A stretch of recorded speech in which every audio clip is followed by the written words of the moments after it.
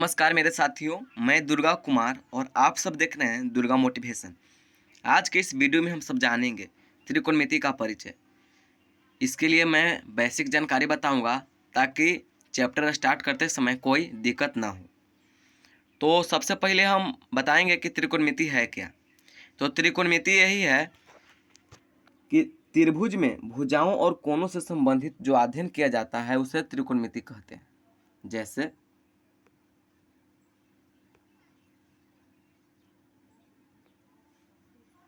यह एक त्रिभुज है जिसमें कोण ए बी सी, इसमें कोण ए, कोण बी और कोण सी है तथा भुजा ए बी, बी सी और ए सी है। इनसे संबंधित जो अध्ययन किया जाएगा उसे त्रिकोणमिति कहते हैं।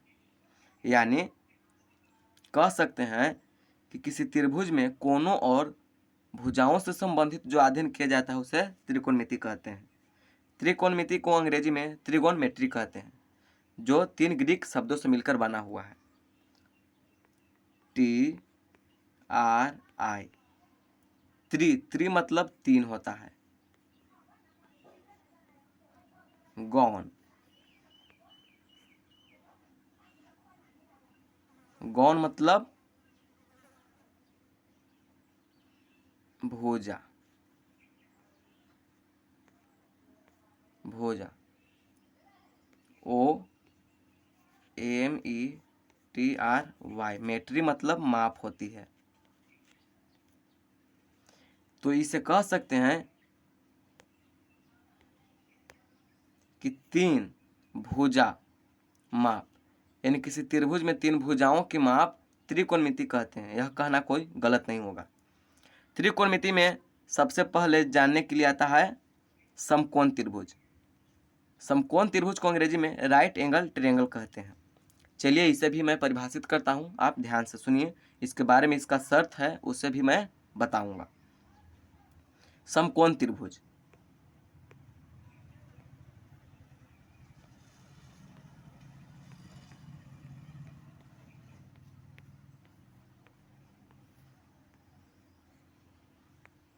समकोण त्रिभुज क्या है, लिखिए। वह त्रिभुज जिसका एक कोण 90 डिग्री का तथा शेष 2 कोणों का योगफल भी 90 डिग्री हो, वह समकोण त्रिभुज कहलाती है। जैसे मान लीजिए कि कोण ए बी सी, जिसमें बी समकोण है,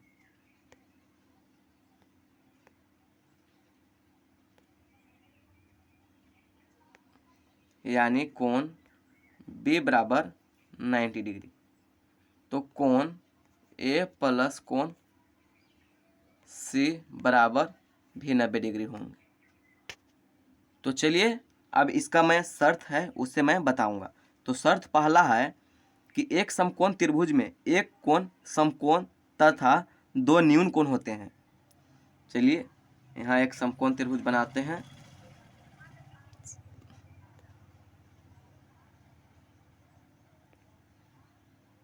यह समकोण त्रिभुज है ए बी सी। यहाँ पर देख रहे हैं कि बी एक समकोण त्रिभुज यानी 90 डिग्री, तो कोण ए प्लस कोण सी बराबर 90 डिग्री होंगे। तो हमें पता करना है कि कोण ए और सी न्यून कोण कैसे है। तो चलिए यहाँ पर देख लीजिए, ए बराबर 90 डिग्री माइनस कोण सी। यहाँ पर देखिए कोण ए अगर हमें ज्ञात किए तो 90 माइनस कोण सी हो गया, यानी 90 से जैसे ही कुछ घटेगा तो वह न्यून कोण में गिनती होगा। तो चलिए यहाँ पर आप समझ गए होंगे। और दूसरा शर्त है उससे देखते हैं। तो दूसरा शर्त है कि समकोण त्रिभुज में समकोण के सामने की भुजा कर्ण होती है। दूसरा है, मान लीजिए कि 90 डिग्री है तो इसके सामने की भुजा यह कर्ण होगी। तीसरा है कर्ण समकोण त्रिभुज की सबसे लंबी भुजा होती है। हालांकि यह बात सही है, जो ये आधार और लंब की जो वर्गों का योगफल होता है उसके बराबर होती है कर्ण, यानी कर्ण सबसे लंबी भुजा होती है। अब चौथा शर्त है त्रिभुज की कर्ण की लंबाई त्रिभुज के दो अन्य भुजाओं के वर्गों के योगफल के बराबर होता है। आप सब लिखते जाइए क्योंकि समझाने वाली यह बात नहीं है, आप लिख लीजिए, इसके बाद आप खुद समझिए। और इसमें समझाने वाली बात नहीं, जहाँ पर समझाने की बात आएगी वहाँ पर मैं आपको जरूर समझाऊंगा। इसके बाद पांचवा है थीटा के सामने वाली भुजा लंब होती है। चलिए हाँ, समझाने वाली बात है, इससे मैं बताता हूँ।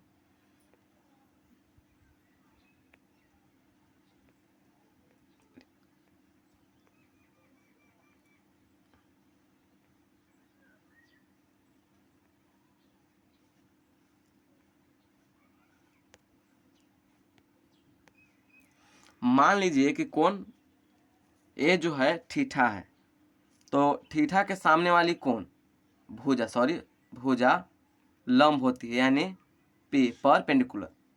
आप इसे ध्यान दीजिए, जैसे क्वेश्चन में आता है कि साइन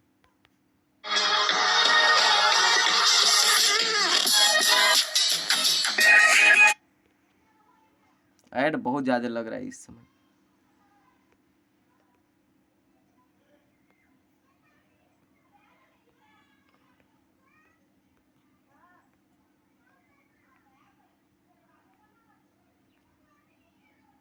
यहाँ पर जो ए साइन थीटा है, तो यहाँ पर आता है कि साइन थीटा, साइन ए थीटा या साइन थीटा भी आता है।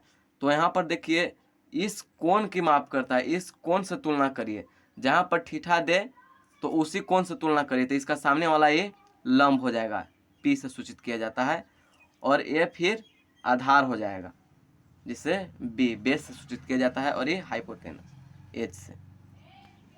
चलिए जैसे चैप्टर आएगा मैं वहाँ पर बताने का प्रयास करूँगा। यह तो बेसिक चीज़ है, आप केवल जान लीजिए कि थीटा के सामने वाली भुजा को लंब कहते हैं।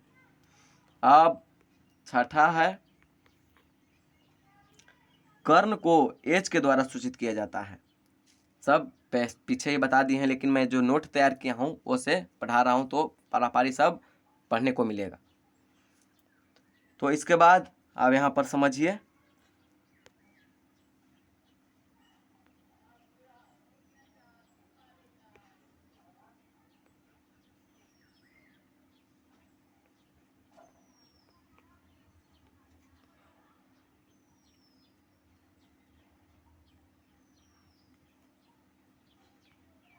मान लीजिए कि अब थीटा सी है,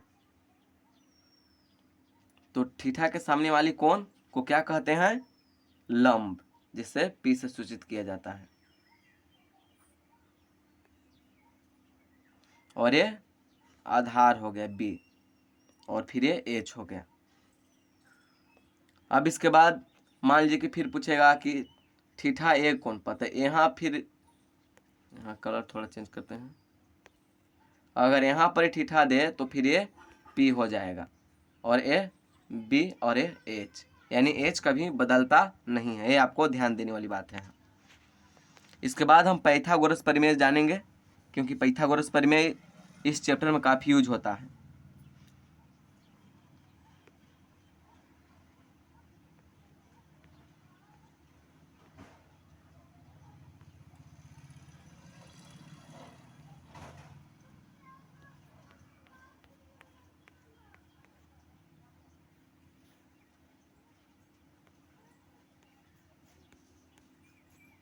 पाइथागोरस प्रमेय, तो आप सब कॉपी निकाल लीजिए और लिखिए यहाँ पर। एक समकोण त्रिभुज में बड़ी भुजा का वर्ग अन्य दो भुजाओं का वर्गों के योगफल के बराबर होता है। यानी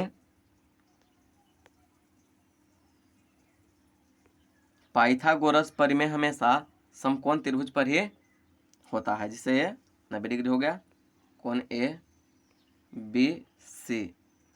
तो यहाँ पर हमने बताया कि समकोण त्रिभुज में एक समकोण त्रिभुज में बड़ी भुजा का वर्ग, तो बड़ी भुजा जो एच होता है आप सब जानते ही हैं, का वर्ग अन्य दो भुजाओं का वर्गों के योगफल के बराबर होता है, यानी पी और बी।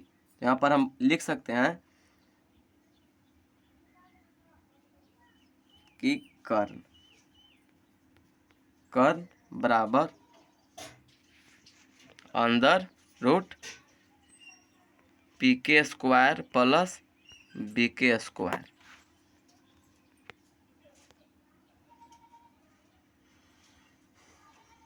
तो H बराबर अंडर रूट, H को कर्ण से सूचित किया जाता है, आप सब ध्यान देते रहिए, P square plus B square. अगर फिर हमें निकालना है P यानी लंब फिर निकालना होगा, तो यहाँ पर P को यहाँ पर बाहर ही कर दीजिए और यहाँ पर अंडर रूट H के स्क्वायर माइनस बी के स्क्वायर। आप सब निकालना सीखे होंगे, 8वें 9 में सीखना था, इससे मैं ज़्यादा समय नहीं गवा रहा हूँ। और चलिए ऐसे ही निकाल लीजिएगा, PBH ऐसे ही निकालते रहिए और इसके बाद वहाँ जो चैप्टर बनाएंगे फिर वहाँ पर जो कठिनाई होगा वहाँ फिर सोल्व करेंगे। आगे देखिए त्रिकोणमितीय अनुपात क्या है, रेशियो ऑफ त्रिकोणमेट्री। तो त्रिकोणमितीय अनुपात, समकोण त्रिभुज में भुजाओं को अनुपात में लिखना ही त्रिकोणमितीय अनुपात कहलाता है। समझ गए होंगे कि समकोण त्रिभुज में भुजाओं को अनुपात में लिखना ही त्रिकोणमिति का अनुपात कहा जाता है। जैसे समकोण त्रिभुज हो गया ABC, जैसे हम लिखें AB बटे BC या BC बटे AC, यह लिखना ही यानी त्रिभुजों के भुजाओं को अनुपात में लिखना ही त्रिकोणमितीय अनुपात कहा जाता है। तो त्रिकोणमितीय अनुपात में भुजा 3 प्रकार के होते हैं। पहला साइन, कॉस, टैन, कॉट,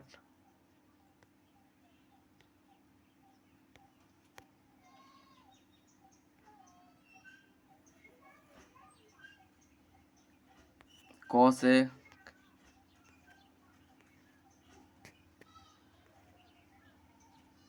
और छठा सेक। यहाँ पर आप याद करिए, sine, cos, tan, cot, cosec और सेक। अब यहाँ पर मैं जो बताऊंगा उसे आप ध्यान से सुनिए। साइन थीटा बराबर P/H,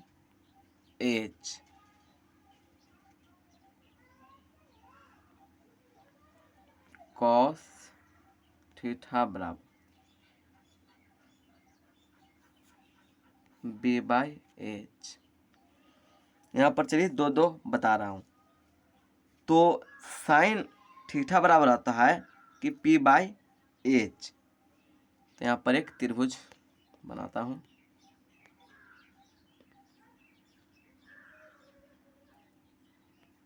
ABC। तो साइन थीटा, मान लीजिए कि थीटा यही है, तो साइन थीटा बराबर P/H। तो थीटा के सामने वाली की कौन भुजा P होता है और ये B और H। यहाँ पर आप पेन निकाल लीजिए और लिख लीजिए कि साइन थीटा बराबर P/H, कॉस बराबर B/H। और मैं और 4 को बताऊंगा। इसके बाद जो एक टेक्निक बताऊंगा वो काफ़ी आसान रहेगा, क्योंकि अगर साइन के आपको याद हो जाएगा तो फिर इसके बाद कोसेक को भी याद हो जाएगा, क्योंकि यह H ऊपर चल जाता है और P नीचे आ जाता है। तो चलिए इसके बाद साइन कॉस हो गया, इसके बाद टैन को, टैन थीटा बराबर P/B।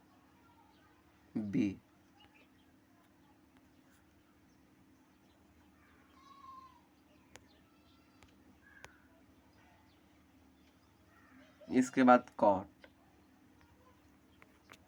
कॉट का हो जाता है जो यहाँ पर टैन आप देखें, टैन टैन टन टन टन P, P मतलब समझिए कि P ऊपर है फिर इसके बाद B नीचे, और कॉट, कॉट इसका सीधा उल्टा हो जाता है यानी समानुपाती B/H।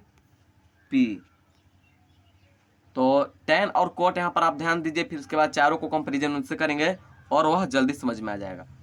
तो आप देख रही है tan को p/b और cot को b/p। इसके बाद है cosec। तो देखिए यहाँ पर फिर से देखिए साइन हुआ, तो साइन को हम लिखते हैं p/h और cosec को लिखते हैं h/p। यहाँ पर आप ध्यान दीजिए, थोड़ा समझिए, क्योंकि साइन जब होता है तो p/h, साइन को p/h से फॉर्मूला होता है, तो कोसेक को h/p, यानी साइन के उल्टा कॉसेक, साइन के उल्टा कॉसेक, tan के उल्टा कॉट। आप जो एगो बचा अंत में वह है कॉस, कॉस थीटा बराबर b/h होता है, और इसका उल्टा जो होता है सेक का होता है, h/b। आप यहाँ पर ध्यान दीजिए कि कॉस थीटा बराबर होता है b/h, तो सेक बराबर h/b, यानी दोनों उल्टा होता है। तो यहाँ पर दीजिए, आप दो जोड़ा लगा लीजिए, sine cosec, sine cosec, tan cot और कॉस सेक। आशा करता हूँ कि यहाँ तक आपको समझने में कोई दिक्कत नहीं हुई होगी, और अगले वीडियो में चैप्टर 8.1 को सोल्व लेकर आ रहा हूँ। आप अधिक से अधिक इस वीडियो को शेयर करिए ताकि अधिक लोग जान सकें और इस चैनल से जुड़ सकें। आपको कैसा लगा पढ़ने के बाद आप कमेंट भी करिए। और चलिए वीडियो को समाप्त करता हूँ। जय हिंद, जय भारत। मिलता हूँ अगले वीडियो के